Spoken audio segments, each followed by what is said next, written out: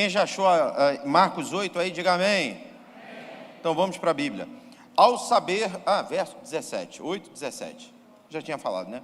Ao saber do que estavam falando, Jesus disse: por que discutem sobre falta de pão? Ainda não sabem ou não entenderam? Seu coração está tão endurecido que não compreendem? Vocês têm olhos, mas não veem, têm ouvidos, mas não ouvem. Não se lembram de nada quando reparti os 5 pães entre os 5.000? Quantos cestos cheios de sobras vocês recolheram? 12, responderam eles. E quando eu reparti os 7 pães entre os 4.000, e quantos cestos grandes cheios de sobras vocês recolheram? 7, responderam. E vocês ainda não entendem? Perguntou. Só até aí. Na verdade, a gente vai ficar, a nossa base bíblica hoje vai ficar entre os capítulos 14 e 15 do Evangelho de Mateus. Mas eu fiz questão de ler aqui o capítulo 8 do Evangelho de Marcos, para você entender que em dois momentos diferentes, o Senhor multiplicou pães e peixes. Você sabe que existe uma corrente teológica que afirma que não foram 2 multiplicações, foi uma única multiplicação, mas com uma forma diferente de se escrever. Bem, eu não estou aqui para discutir com teólogo nenhum, até porque eu não tenho essa capacidade, mas para mim, como um humilde pastor e leitor da palavra do Senhor, de fato, o Senhor, ele multiplicou pães e peixes em 2 situações, né? Eu acredito de verdade, porque se você for ler, por exemplo, no Evangelho de Mateus, né, ele apresenta as 2, né, como eu falei, nos capítulos 14 e 15, né, Mateus apresenta as 2 multiplicações. No Evangelho de Marcos também, né, se eu não me engano, capítulo 6 e esse que a gente leu, capítulo 8, ele também apresenta as 2 multiplicações. Só mesmo no Evangelho segundo Lucas e no Evangelho segundo João, que nós só temos a primeira multiplicação dos peixes, dos pães e dos peixes, que é aquela multiplicação a partir dos 5 pães e 2 peixinhos. Inclusive, esse milagre da multiplicação a partir dos 5 pães e 2 peixinhos é o único milagre relatado pelo Senhor Jesus que nós encontramos, né, nos quatro evangelhos, né? Se você for ler e for estudar sobre os evangelhos, ou sobre os milagres realizados por Jesus no seu período de ministério, em primeiro lugar você tem que ver o que João fala no final do seu evangelho, do seu livro. João diz que se fosse para serem descritos todos os milagres realizados por Jesus, não teria livro, não teria como comportar, né? Não teria páginas, não teriam folhas para comportar, né, tudo aquilo que Deus fez, tudo aquilo que Jesus realizou aqui no seu ministério terreno. Mas o que é descrito, aí você vai ver aí que são mais de 30 milagres realizados por Jesus. Alguém crava até que são 35 milagres relatados, né, nos 4 evangelhos. E como eu disse, desses muitos milagres que Jesus realizou, né, o único milagre, além, óbvio, da ressurreição, né, que é relatado nos 4 evangelhos, é exatamente esse milagre da multiplicação dos pães e dos peixes a partir desses 5 pães e 2 peixinhos. Aí eu queria que você ficasse com a sua Bíblia aberta aí, no Evangelho de Mateus, né? A gente, de repente, vai ficar lendo capítulo 14, capítulo 15, para a gente poder entender essas 2 multiplicações, porque o Espírito Santo ministrou ao meu coração sobre detalhes entre uma e outra, e que merecem a nossa atenção e merecem uma aplicação prática na nossa vida. Eu estava pensando, né, o pessoal da mídia fica me pedindo o tema da ministração, da mensagem, né, até porque depois essa mensagem fica disponível no nosso canal do YouTube, né. Eu estava pensando num tema para essa mensagem, e talvez a gente pode chamar essa mensagem de lições da multiplicação, né. Nós vamos ver os discípulos aprendendo com as 2 multiplicações, aquilo que elas falaram ao seu coração. O primeiro detalhe que eu quero destacar, eu vou procurar ser bem objetivo, bem breve, para a gente ter um tempo de adoração aqui ainda nessa noite. O primeiro detalhe, entre as duas multiplicações que eu quero destacar, né, aí só para te contextualizar, capítulo 14 do Evangelho de Mateus, na primeira multiplicação, chega a notícia para Jesus, antes da primeira multiplicação, chega a notícia para Jesus da morte e logo do sepultamento de João Batista, né? Os irmãos sabem que João Batista era primo de Jesus, era aquele que pregava no deserto, preparando o caminho para a chegada do Messias. E aí, aqui, nesse contexto, Jesus fica sabendo que João Batista foi decapitado e os seus discípulos já o sepultaram. E aí Jesus, então, ele pega um barco e ele vai para um lugar à parte, ele se isola. Dentro desse contexto, a Bíblia fala que a multidão vai e segue a Jesus e faz com que ele saia do barco. Então, dentro dessa ideia, Jesus, ele, quando fica sabendo da morte de João Batista, ele entra num barco e ele vai para o meio do mar. Ele se isola no meio do mar. E ele fica ali, até que as pessoas que querem muito ser curadas, que querem muito a libertação, que querem muito a bênção dele, descobrem onde ele está, vão atrás dele, e a Bíblia diz que Jesus os vê e tem misericórdia deles. E então Jesus desce do barco e vai ao encontro deles e começa a curar os enfermos. Jesus, ele vai e começa a libertar os cativos, ele vai e começa a abençoar o povo. E o texto diz, eu estou em Mateus capítulo 14, que Jesus fica com eles até o entardecer. Eles ficam ali, tal, durante um tempo, até o entardecer. Imaginemos que Jesus, ele foi para esse lugar a parte de manhã cedo, e ainda na manhã daquele dia, a multidão encontra Jesus e começa a gritar, eles estão nas margens, Jesus está no barco dentro do mar, Jesus então tem misericórdia e vem até as margens, desce e começa a orar e abençoar e profetizar e a curar os enfermos, e isso, né, vai desenrolando com o passar do tempo, né? Imaginemos que a oração começa às 11 horas da manhã, deu meio-dia, deu 1 da tarde, 2, 3, 4, 5, 6, 7, aí vem o entardecer, vem a noite, e aí a Bíblia nos mostra que nesse momento do entardecer, os discípulos então forçam a Jesus para despedir a multidão. Os discípulos vão até Jesus e eles dizem para Jesus, olha, é melhor a gente liberar esse povo, porque está tarde, e aonde eles vão achar comida, aonde eles vão achar alimento, voltando, sabe, para casa, de repente, será que, né, corre o risco deles passarem mal? Olha para mim que coisa interessante, sabe? Você está lendo esse texto, o Marcel está aí hoje, não? Marcel não, né? A Zélia também não está aqui no culto, não, né? Mas daqui a pouco a Zélia chega. Se o Marcel não está aí, quem vai chegar é a Zélia. Todo final de culto, irmãos, a gente acaba o culto. Pode acabar 9h30, pode acabar 9h40, pode acabar 10 horas. Tem sempre um que vai vir aqui para dizer, pastor, eu queria contar uma bênção, pedir uma oração, que não sei o quê.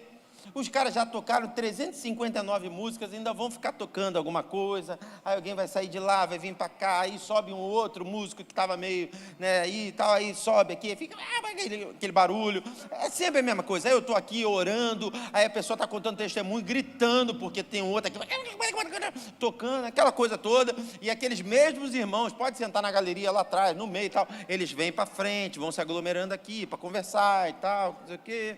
Todo domingo é a mesma coisa. Todo domingo. E aí, ou o Maciel ou a Zélia vão ali para aquela caixazinha de interruptor. E aí eles ficam piscando a luz.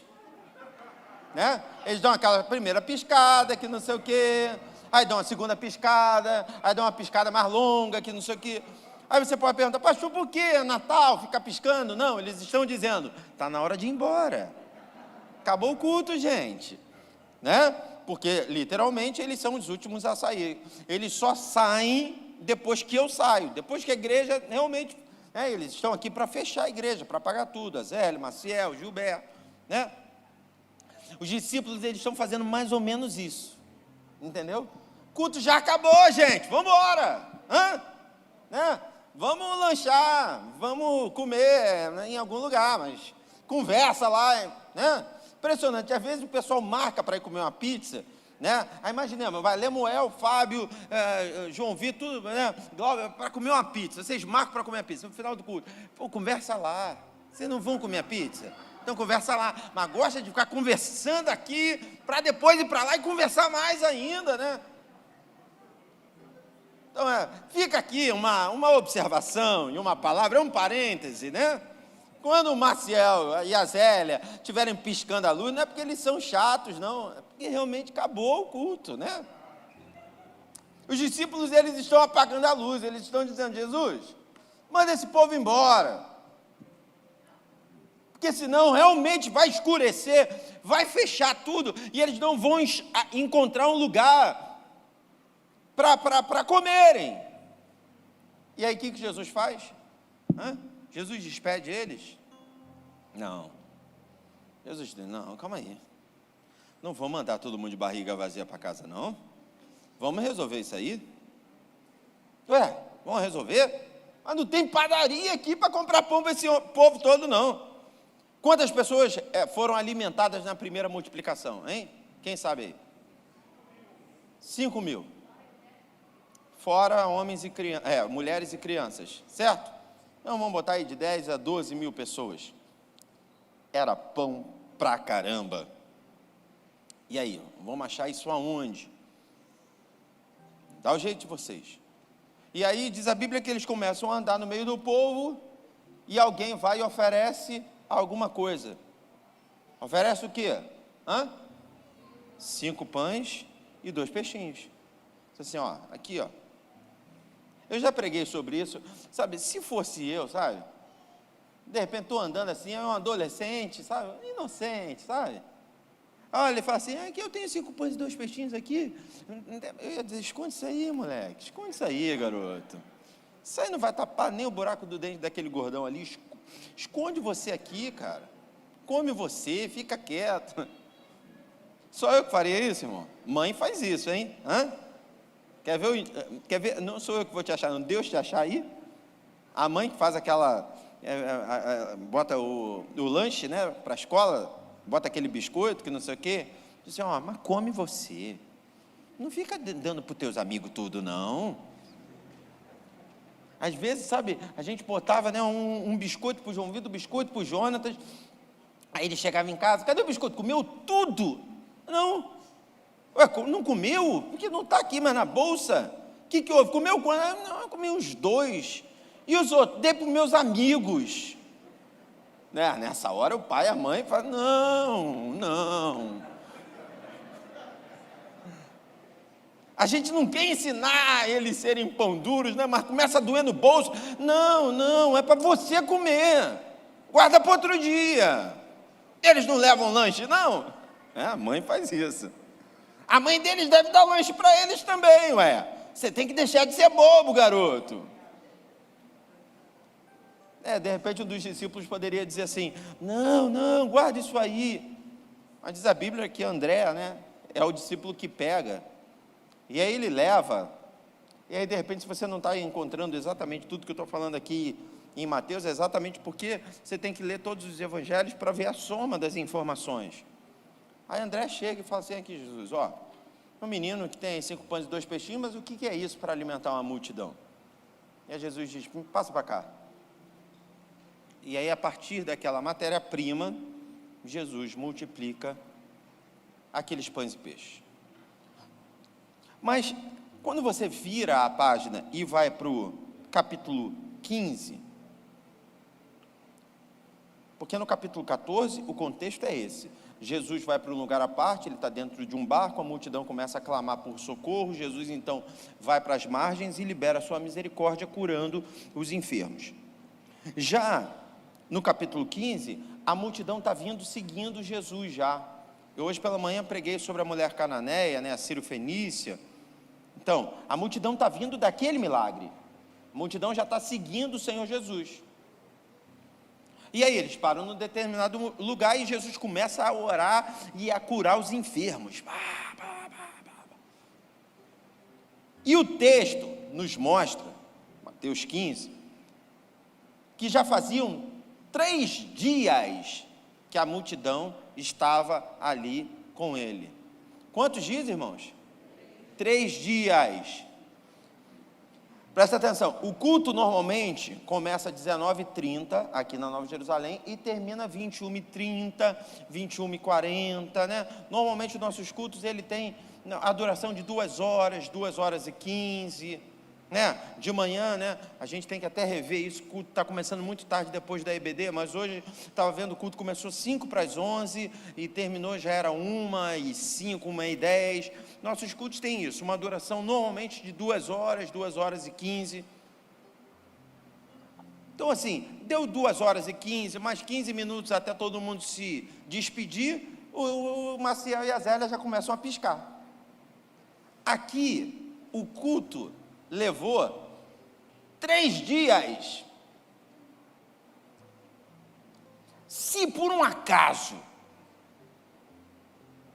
nesse culto aqui, a Zélia e o Maciel pensaram em apagar a luz, e se foram até ali, deram uma piscadinha, eles cansaram. Piscou, ninguém vai embora, mesmo vão embora, né? O fato é que, nessa segunda situação, a Bíblia não mostra os discípulos indo pressionar a Jesus para acabar com a reunião. Nessa segunda situação, a Bíblia não mostra os discípulos indo e falando: Jesus, vamos despedir o povo porque eles estão com fome. Presta atenção, se na primeira eles se sentiram com autoridade para falar isso, porque começou de manhã e já era no entardecer, que dirá na segunda, que eles estavam ali há 3 dias. Ah, pastor, mas 3 dias eles tinham se alimentado. Você acha realmente que eles fizeram esse plano? De repente, primeiro dia, todo mundo com alimento. No segundo dia, beleza. Agora, no terceiro, irmão, até porque o contexto nos mostra que eles estavam com fome. Só que o primeiro detalhe que eu percebo é que os discípulos que participaram do primeiro culto, que tentaram apagar a luz no primeiro culto, e que perceberam que depois do horário normal do culto veio uma grande multiplicação, no segundo culto, mesmo durando muito mais do que o primeiro, não se atreveram a tentar interromper. Eu não sei se você entendeu, acho que você está distraído.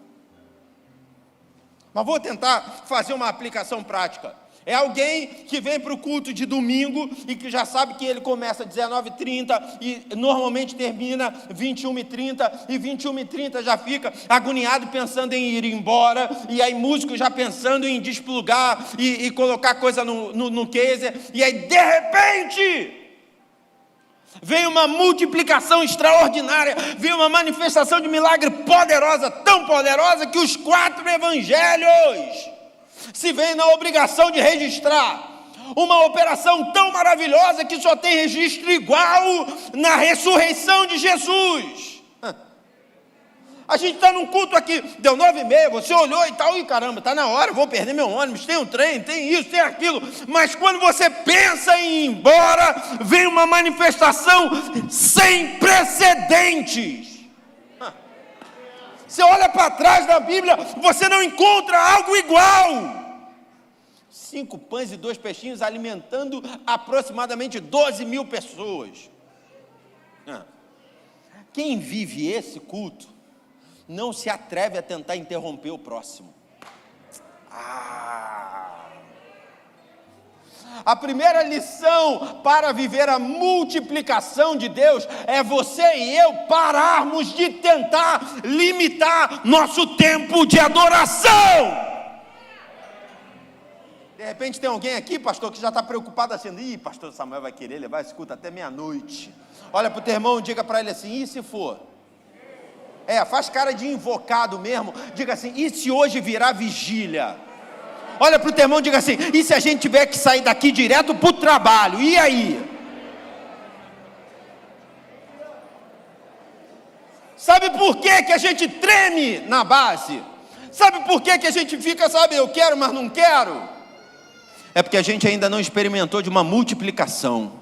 Mas eu quero profetizar que a multiplicação vai chegar, e a hora que você começar a experimentar da multiplicação que vem do céu, você não vai colocar a tua adoração mais dentro de uma forma. A tua adoração, ela não vai estar só presa a um período de tempo. A tua adoração não vai estar presa a gestuais comuns que você o tempo inteiro desenvolve, levantar de mão, glória a Deus, aleluia. Não, a tua adoração vai ser extravagante. Você não vai estar nem aí para o que está acontecendo à sua volta, mas você vai se derramar diante do Senhor. Você vai rasgar mais do que as tuas vestes, mas o teu coração na presença de Deus. Eu experimentei de uma multiplicação, eu experimentei de algo extraordinário, de uma manifestação sobrenatural, e por isso nada mais tem poder de paralisar, represar a minha adoração. Só quem está sentindo aí, dá um glória a Deus bem alto. Ei, é hora de explodir em adoração.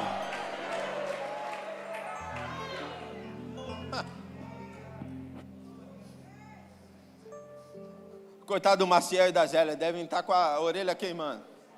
Mas, meu irmão, tem uma hora que pega todo mundo. Pega todo mundo. Pega aquele que controla a chave, pega aquele que controla a luz, pega quem controla o som, quem fica tentando, não, está na hora de acabar, pastor, pega todo mundo. Olha para o teu irmão e diga assim: ou você entra no fogo, ou o fogo entra em você. Diga para o teu irmão: hoje você não escapa. Eita! Fala para 5 pessoas, diga: hoje você não escapa.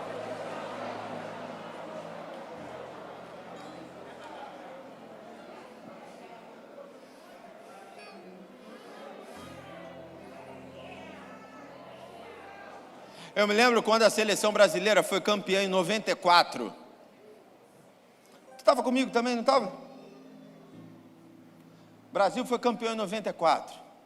E aí ia descer aqui no Galeão, subir num caminhão de bombeiro para fazer um desfile.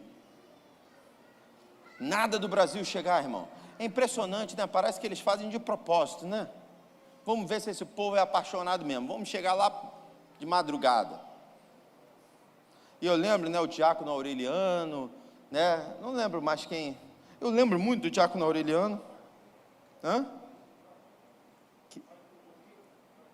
Rodrigo, uma galera e tal. Mas me lembro que ele que foi dirigindo o carro e tal. E aí a gente foi para pegar a seleção lá na Presidente Vargas. Mas pensa num negócio sem propósito. Tudo bem, eu era moleque, era criança. Entendeu? Mas sem propósito, porque eles passaram num caminhão de bombeiro dando tchau, e uma galera se aglomerando já de madrugada. E aí, né, a gente estava ali perto da Uruguaiana, mais ou menos, né, e aí a seleção apontou lá na ponta lá da Presidente Vargas, aquele, né, a sirene tocando do caminhão, que não sei o quê, e a gente vendo a multidão toda correndo, que não sei o quê, e a gente esperando eles chegarem. E assim, um pouco antes da Copa do Mundo, teve um casamento aqui da igreja, que foi até o casamento do Maurício, e um dos padrinhos do casamento foi o Jorginho, lateral direito da seleção. Então a gente teve um contato aqui na igreja com o Jorginho, porque ele veio aqui e tal. Aí na nossa cabeça, né, eu pensando, o caminhão vai passar, a gente vai gritar pelo Jorginho. Imagina, Anderson, uma muvucada e a gente lá gritando: Jorginho. Eu não sei se foi pastor Anderson, alguém pegou a camisa do Brasil, camisa nova, cara, e jogou, assina aí, a camisa bateu lá em cima do caminhão, pum, e foi embora o caminhão e a camisa junto.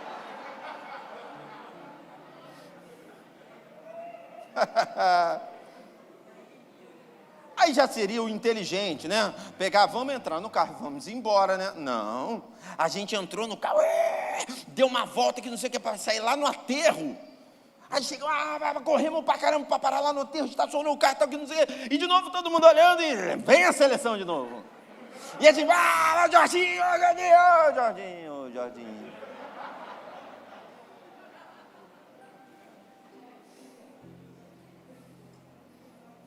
E eu vou falar uma coisa: se bobeasse, a gente pegava o carro e ia mais um trecho. São coisas da paixão, coisas humanas. Mas às vezes a gente pega a nossa adoração, que é o que nos conecta com o céu, que é o que nos desliga dos problemas, que é o que nos faz sentir um pouquinho daquilo que nos espera na glória. A gente pega essa adoração e coloca ela dentro de uma caixinha. A gente bota a adoração fechada, sabe, em 4 paredes. E é isso está ligado com o tempo da nossa adoração, isso está ligado com a maneira que a gente adora, isso está ligado com a emissão da nossa voz, sabe, é tudo muito calculado, é tudo muito cheio de etiqueta. Olha para o teu irmão e diga assim: hoje você vai perder a etiqueta. Quantos vieram aqui nessa noite para adorar ao Senhor de todo o seu coração? Libera um brado de júbilo aí, libera um brado de glória a Deus, faça um barulho para estremecer o Sampaio. É tempo da igreja se erguer como verdadeira adoradora. Oh meu Deus, quero nem saber se o culto acabar 2 horas da manhã, eu estou aí, irmão. Eles nem se atreveram, João. Eu, hein? Da outra vez, no entardecer, a gente falou com ele, ele fez aquela multiplicação, agora vamos ficar quietinho, irmão. E é tão bom, sabe? Quando, né, Deus percebe a liberdade e vem. O texto diz, 3 dias se passaram, já tinham se passado, Jesus olha, o povo está com fome, eu quero alimentar esse povo. E aí ele faz a segunda multiplicação. Na primeira multiplicação, 5.000 pessoas são alcançadas, as que são contadas. Na segunda multiplicação, 4.000 pessoas são alcançadas. Da mesma maneira que na primeira, na segunda também, só eram contados os homens. Então, 5.000 homens na primeira multiplicação, 4.000 homens na segunda multiplicação. Porque Deus sempre faz mais. O Deus que fez domingo passado quer fazer hoje de novo. O Deus que fez hoje pela manhã quer fazer agora à noite também. Deus sempre faz mais. Então a primeira lição que os discípulos aprendem: nós não vamos regular Jesus. Não vamos entrar por esse caminho de regular Jesus. Agora, tem um segundo detalhe. Está com a Bíblia aberta aí? Mateus 14. Vou ler com você aqui. No verso 16. Sim. Verso 16 de Mateus 14 fala assim: não há necessidade, disse Jesus, providenciem vocês mesmos alimento para elas. Porque eles estavam falando para Jesus: Jesus, vamos despedir esse povo, vamos mandar todo mundo embora. E aí Jesus diz: não tem necessidade não. Nós vamos resolver o problema deles. Providenciem vocês alimentos. E eles responderam: temos apenas 5 pães e 2 peixes. Como eu te disse, a primeira multiplicação, ela é retratada nos 4 evangelhos. E aí, se você for dissecar eles, só o evangelho de João é que fala do menino que entregou os 5 pães e 2 peixinhos. Nos outros, né, a Bíblia não é clara, né, por exemplo, em Marcos, né, Jesus diz assim: verifiquem se tem alguma coisa. Né? É como se Jesus mandasse eles procurarem no meio do povo, mas só em João, nem em Lucas, nem em Mateus, só em João que diz que eles procuram no meio do povo. E André, que era um dos discípulos, ele tem esse encontro com esse rapaz, e esse rapaz vai e entrega os 5 pães e 2 peixinhos. Agora vira a tua página e vamos para o capítulo 15, verso 34.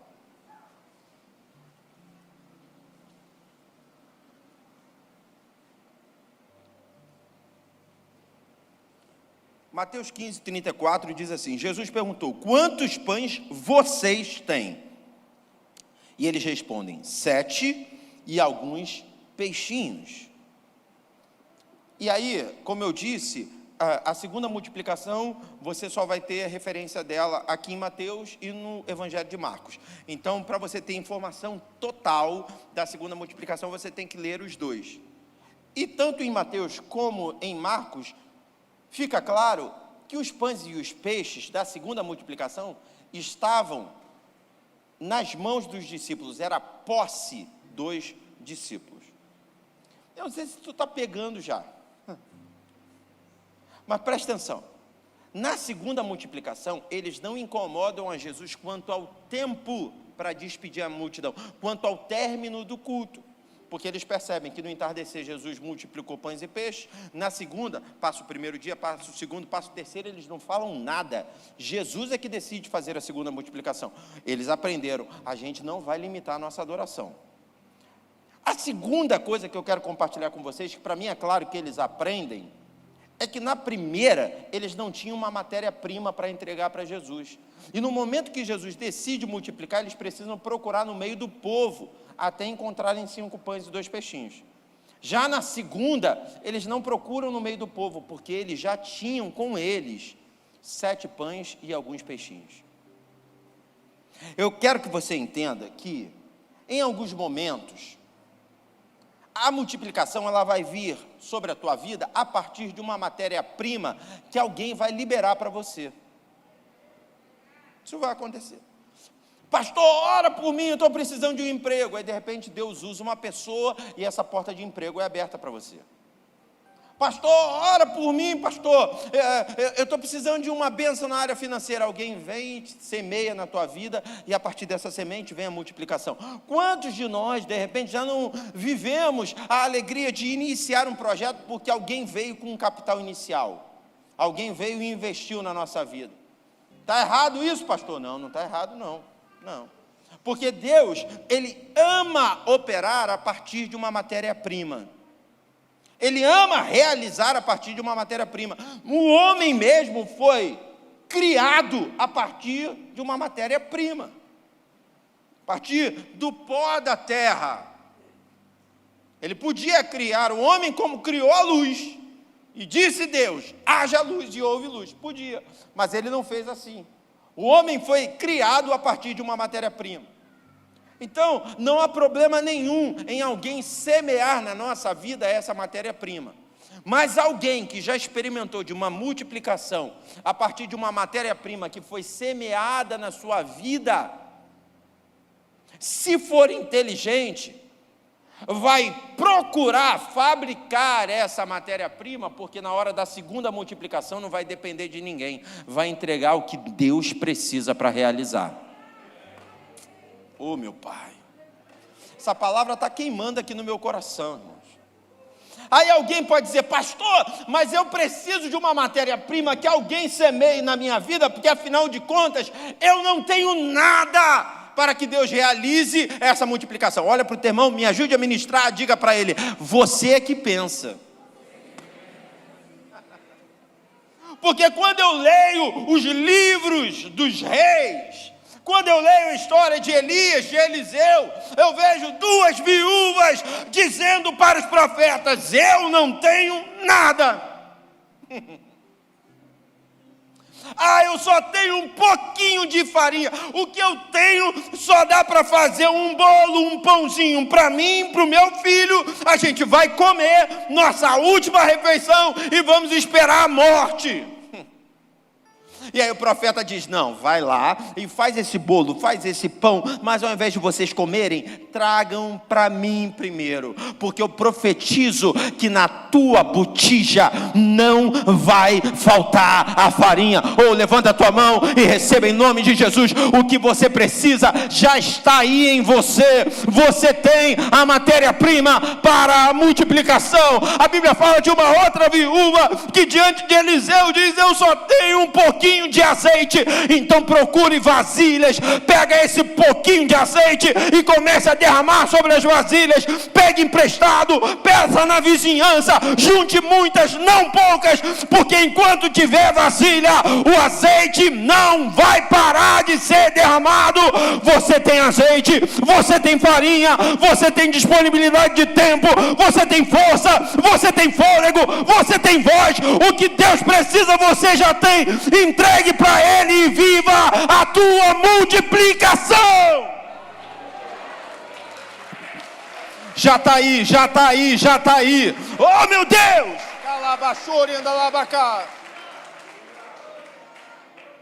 Gideão, vai nessa tua força.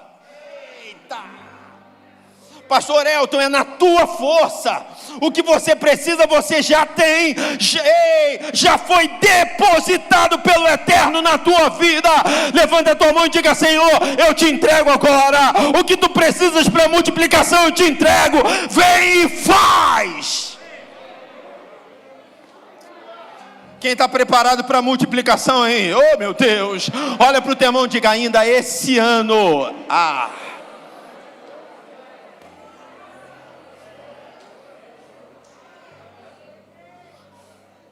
Sabe aquela história, time que está ganhando não se mexe? Os discípulos podiam pensar assim: na primeira apareceu um menino para entregar, na segunda vai aparecer outro. Só que é visão de águia. Eles pensaram assim: na primeira, quem foi que marcou a história? Foi aquele menino que entregou. Na segunda, eu não perco a oportunidade. Na primeira, quem teve o privilégio de entregar a matéria-prima foi o menino. Na segunda, você, eu. Hoje pela manhã eu estava pregando, irmãos. Eu estava falando sobre a mulher cananeia. Eu estava falando sobre o choque de realidade dado por Cristo naquela mulher. E eu estava falando de um choque de realidade que às vezes a gente precisa dar em alguns irmãos.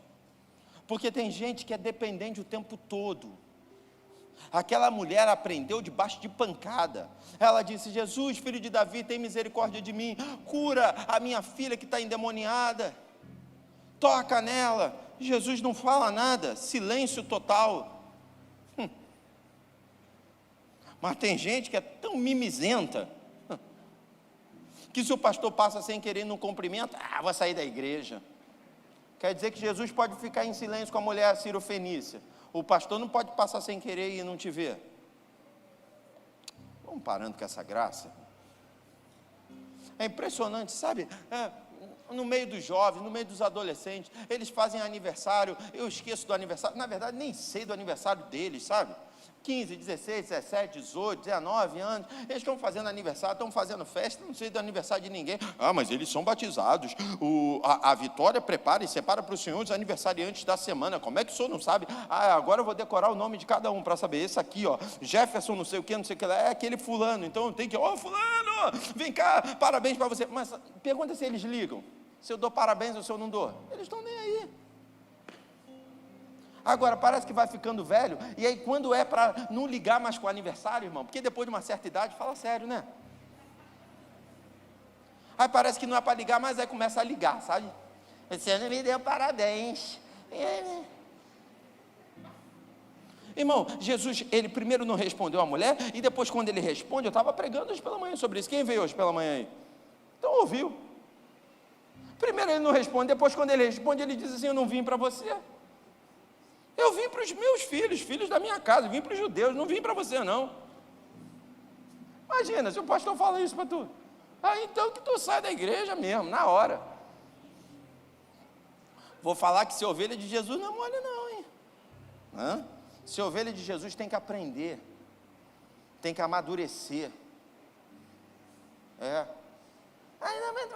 Aí insiste mais um pouco, mas não sei o que, quer dizer que agora eu vou tirar o pão dos meus filhos e vou dar para cachorro? Meu Deus do céu, se eu chamo alguém de cachorro, é processo na hora.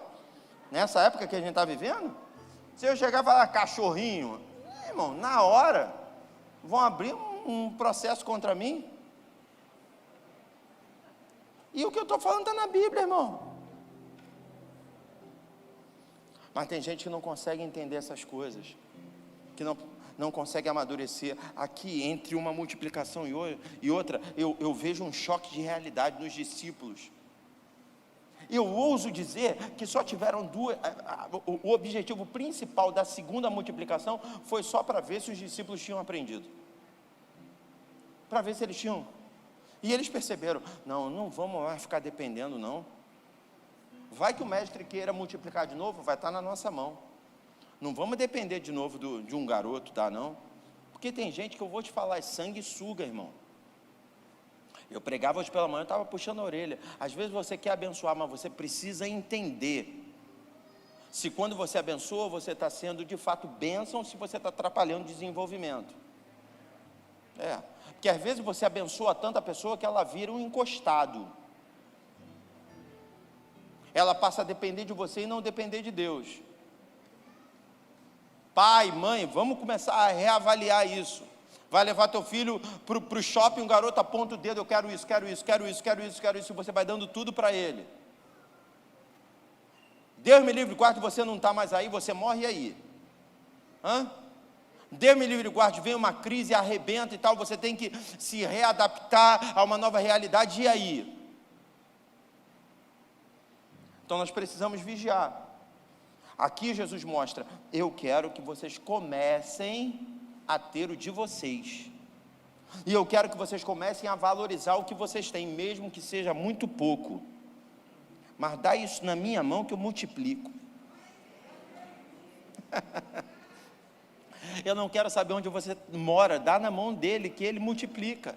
Eu não quero saber quanto bate todo dia 15, todo dia 10, todo dia 30, eu não sei o dia do teu salário, mas quanto bate na tua conta, dá na mão dele que ele resolve. Ele resolve tudo. A pastora Denise estava me contando agora aqui no gabinete, falou comigo, eu demorei a entrar porque a irmã me parou aqui no corredor, ela estava com uma dívida de 15 mil reais, e aí você pregando liberou uma palavra de que ela precisava simplesmente ir lá para resolver, porque tem hora, irmão, que a gente fica, não, Senhor, não, aí para de dormir, e que não sei o que, não, vai lá e mete a cara e resolve. Você foi homem, foi adulto para comprar, ou para estabelecer vínculo, agora você tem que ir lá para dizer, eu quero resolver, não sei como, mas eu quero.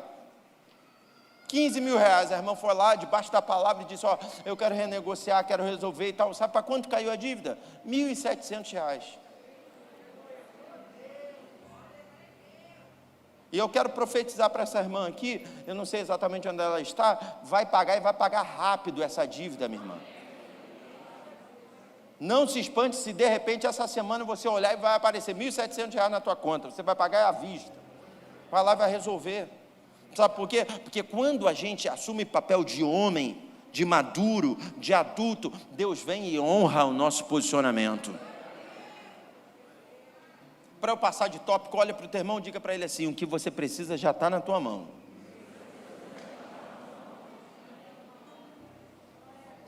Porque senão, sabe, irmãos, a gente sai daqui e a gente fica dizendo, não, mas não dá para competir, porque fulano estudou em Harvard, não sei o que, fez a faculdade de Oxford, e não sei o que, e eu estudei, irmão, eu estudei no colégio Mário da Veiga Cabral, colégio não, Escola Municipal Mário da Veiga Cabral, o complemento da molecada era, entra burro e sai Mobral. A galera gritava, Mário da Veiga Cabral, entra burro e sai Mobral. Aí você fala, não vou competir, não. Mas você tem o espírito da graça, você tem o espírito da sabedoria, você tem a inteligência, mesmo que o teu pai, a tua mãe não tenham tido a oportunidade de proporcionar para a tua vida, grandes oportunidades. Deus abre portas aonde elas não existem. Oh meu Deus do céu, eu estou vendo aqui a multiplicação, eu declaro e profetizo, a tua casa vai ser surpreendida por um período de multiplicação, não vem do homem, vem de Deus. Vem de Deus. Vou terminar. Repita comigo, o terceiro detalhe, diga mais alto, o terceiro detalhe é a sobra. Isso aqui é forte, cara. Isso aqui é forte. Vamos ver se você está ligado. 5 pães e 2 peixinhos alimentaram quantas pessoas? 5.000. Aí teve uma sobra. De quê? 12 cestos. Fala para o teu irmão, 12 cestos. Segunda multiplicação, eram 7 pães e alguns peixinhos. Alimentaram quantos? 4.000. E a sobra foram 7 cestos. Certo? Aonde sobrou mais? Na primeira ou na segunda? Na primeira. Primeira, 12 cestos. Na segunda, 7 cestos. Vou falar para você que eu pensava isso até ontem. Só que ontem, Deus me deu um pescotapa divino. Pá! Olha direito, rapaz. Lê isso direito. Está aí, Mateus 14, está aberto? verso 20.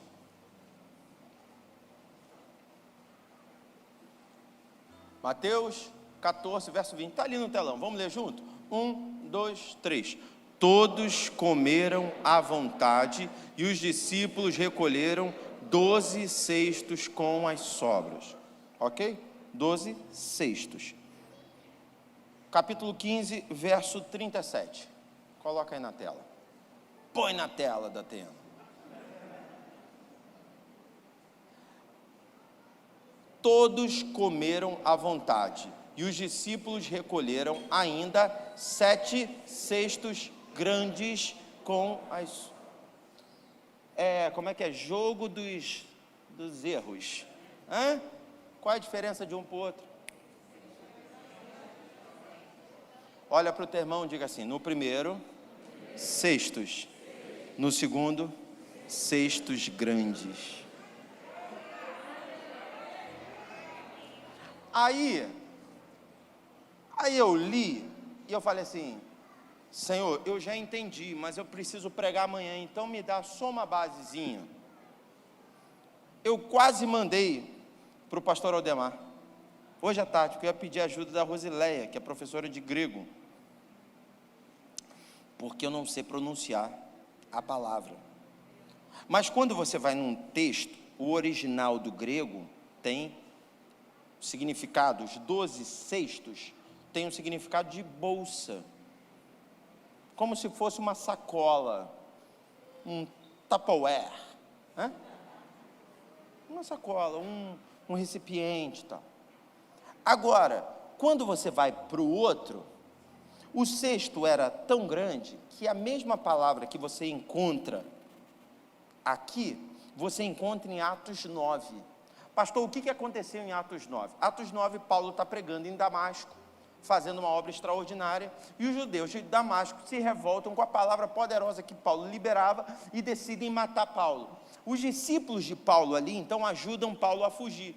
Sabe o que eles fazem? Eles colocam Paulo dentro de um cesto, e Paulo sai dali escondido. A mesma palavra para cesto lá em Atos 9, é a palavra para cestos grandes aqui em Mateus 15. Então nós estamos falando de um cesto que cabia uma pessoa. Aí eu pergunto de novo para você, aonde sobrou mais, na primeira ou na segunda? Pastor, para a gente fechar, qual é a aplicação prática disso? É que Deus, sempre que nos ensina alguma coisa, e a gente aprende, Ele libera sobre a nossa vida muito mais do que um dia Ele já liberou. Então levanta essa mão e receba essa palavra profética em nome de Jesus. Se hoje você está anotando na tábua do teu coração algumas lições importantes, receba, creia, tudo o que Deus já fez é pequeno perto do que Ele vai começar a fazer a partir de agora. Agora você vai entender o que é a multiplicação.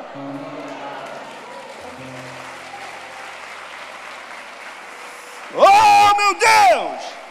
Ele sempre vai fazer melhor. Aprendeu? Então se prepare para viver o meu melhor. Fala isso para o teu irmão, diga: se prepare para viver o melhor de Deus. Vamos ficar de pé.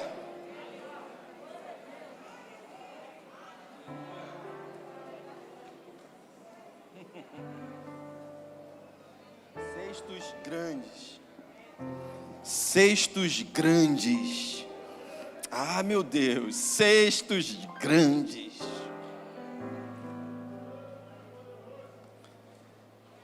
Para você recapitular, para você entender o que Deus está falando, está ministrando o teu coração. Obrigado, querido. Não vou mais limitar a minha adoração. Não vou mais. Se o culto acabar no entardecer, ok. Se levar 3 dias para acabar, ok também. É um desafio, irmãos. É um desafio. Não vou mais. Aprendi. Primeira lição. Segunda lição. Eu tenho que ter sempre uma matéria-prima para entregar na mão do Senhor para Ele multiplicar. Sempre. Sempre. Qual é a matéria-prima? Vai ser a disponibilidade do meu tempo, vai ser minha juventude, vai ser a minha experiência. Deus vai mostrar para você. Tem alguma coisa aí que Ele pode usar? Tem alguma coisa, né? Estou vendo ali o Jonilton, né? Tu canta, Jonilton? Sabe cantar? Acho que não, né, Jonilton? Jonilton, gremista? Não? É Inter? É lá do Sul. Nunca vi Jonilton cantando. Nunca vi Jonilton. Tá, a Silvia se escondendo ali também. Nunca vi a Silvia cantando. Nunca os vi aqui em cima pregando, dando aula. Mas Deus colocou, veio do seu pai? Você trabalhava, a loja hoje, a fábrica de móveis, e passou de pai para filho? Não, você iniciou um trabalho. Você trabalhava numa empresa, você me contou uma história mais ou menos assim, não foi? Trabalhava numa empresa e acabou, né, pegando o know-how e abrindo a sua própria, né? Não canta, não prega, mas tem uma loja e investiu nisso, aplicou seu tempo, se converteu, aceitou a Jesus. Hoje de manhã o Luciano estava aí com a Elânia, né? Acho que foi o Luciano que trouxe. Como é que Deus faz as coisas, né? O Luciano trabalha com financiamento de imóveis, e ele tem uma loja de imóveis, se conheceram, convidou e veio. O Jonilton está aí firme, a família toda aí, integrada. Ali, ó, filho ali na câmera, todo mundo trabalhando e tal. Toda vez que a gente faz um bazar, toda vez que a gente faz uma obra para abençoar pessoas, ele vai lá e separa e traz, né? O pastor Anderson foi um dos que comprou aqui um armário, né? Que ele trouxe, né? Vem coisa boa. E aí eu penso assim, eu não canto, por enquanto, né, irmão? Porque Deus pode revelar e de repente, Pavarotti, tenor, né? Não canto, não prego, mas o que eu tenho, Senhor, eu tenho isso aqui. São 5 pães e 2 peixes. Está aqui, Senhor. Está aqui. O que eu estou falando aqui não é para bajular, não. Mas é para honrar, é para reconhecer. Nunca pedi. Nunca disse para ele assim, poxa, Jonilton, se tiver lá uma cômoda assim, assado, tiver uma cama, não. Nunca pedi. Traz do bom e do melhor. Me lembro de uma vez, ele trouxe um armário lindo e tal. Aí ele veio me dar uma bronca não, mas só me contextualizar e tal, porque a gente botou o armário por R$1.000, ele falou assim, pastor, R$1.000 esse armário, pastor? Eu falei, para abençoar o povo, está achando caro? Ele, não, esse armário aí custa mais de 4.000 na época, ó, isso aí custa mais de R$4.000, pastor. Eu falei, agora já era, irmão, agora já foi por 1.000. Está ali o Felipe, né, no último bazar também, Deus tocou no coração dele, ele foi, comprou uma televisão e trouxe a televisão. Aí ele veio, aí ele estava entrando com a televisão, alguém foi, o Felipe está trazendo a televisão, ele colocou no canto, ele falou, pastor, trouxe aí, está na caixa, coloca aí para vender e tal. Eu falei, quanto é que custa e tal? Sabe, R$800, foi só falar, R$800, daqui a pouco já tinham 3, 4, cadê a TV? Cadê a TV? Já tinha vendido. Vup! Presta atenção, irmão, quando Deus te usa, e quando você coloca, tem multiplicação e alimenta outros, e alimenta outros, e alimenta outros. Fala para o teu irmão, deixa Deus te usar, meu irmão. Não fica só dependendo da semente do outro, não. Comece a produzir tuas próprias sementes. Comece a disponibilizar. Você pode não cantar, pode não pregar, pode não ter uma loja, mas você tem juventude. Irmão, oferecer, apresentar diante de Deus sua juventude é um negócio, né? Está aqui o Anderson, que é líder da logística do culto na rua. Impressionante, quando a gente começou, a gente não sabia nada, né, Anderson? Aí agora eles marcam aqui 9, 9h30 para sair, para ir para a comunidade, para montar tudo. São 12 tendas, palco, som, luz, tudo. Tem que ter água para escovação bucal, tem que ter, né? Eles já chegam. Aí quando o culto acaba, eles já estão descansando, porque já terminaram tudo. A gente começou batendo cabeça, tendo, né, o culto, a ação ia começar 2 horas, tendo que atrasar um pouquinho, porque ainda não estava tudo pronto, coisa ainda sendo resolvida, com a ação já acontecendo. Agora não, 2 horas antes já está tudo resolvido. Sabe por quê? Porque tem uma turma aí, quantos tem na logística? 18 pessoas hoje, aproximadamente, vamos botar 20 pessoas hoje, que trabalham na equipe da logística para o culto na rua. Gente que disponibilizou sua força. Gente, alguns que disponibilizaram sua juventude, outras que não é tão jovem assim, mas disponível para trabalhar. Aí tem aquele que vai chegar para cantar, tem, né, a dentista que vai chegar para fazer a escovação bucal, a enfermeira que vai chegar para ferir a pressão, né, vai ter cada um na sua área. E é por isso que tem multiplicação, porque está todo mundo entregando pães e peixes, pães e peixes, pães e peixes. Guarda essa lição no teu coração. E entenda, meu irmão, entenda. Se Deus fez algo e você conseguiu aprender com isso, a segunda vez que Ele fizer, vai ser muito melhor. Vai sobrar muito mais para você. Uma lição direta para discípulos, porque se você parar para pensar, na primeira alimentou 5.000, na segunda 4. E aí é fato, aonde é que alimentou mais? Na primeira. Mas quando você fala dos discípulos, quando você fala das sobras, daqueles que trabalharam, aí a Bíblia me mostra que a segunda teve mais do que a primeira.